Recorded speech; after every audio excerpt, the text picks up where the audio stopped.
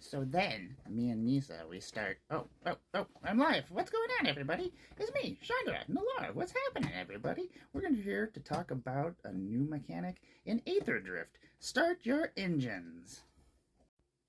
So, start your engines.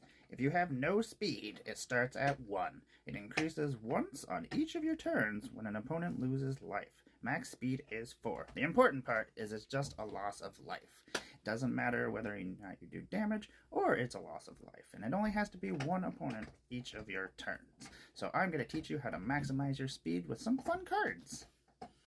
Let's start with one of my favorite cards, Descent into Avernus. Descent falls pretty well on our curve, but it's an enchantment that at the beginning of your upkeep put 2 descent counters on Descent into Avernus. Then each player creates X treasure tokens, and Descent into Avernus deals X damage to each player, where X is the number of descent counters. Not only does it speed up the game, but it gives people more stuff so they can do stuff with their decks, and it slowly kills them and gives us max speed. Suckers. Next up, we have Adeline, Resplendent Cather, but it also goes for any kind of creatures that give us some kind of evasion, or we can attack with multiple creatures at the same time. Adeline here is a 3-mana legendary human knight. Vigilance, Adeline, Resplendent Cather's power is equal to the number of creatures you control, but the important part is whenever you attack, for each opponent, create a 1/1 white human creature token that's tapped and attacking that player or planeswalker they control. It makes it easier to get creatures through when you can just throw them and you don't care about them. But also, remember your hasty boys. Those are very important to getting your speed up to 2 on the first turn that you start your engines. Next up is one of my favorite new cards, which is the Scrawling Crawler. It's a 3-mana Phyrexian construct that at the beginning of your upkeep, each player draws a card. Whenever an opponent draws a card, they lose a life. Everybody gets cards, you make them lose life, you get speed.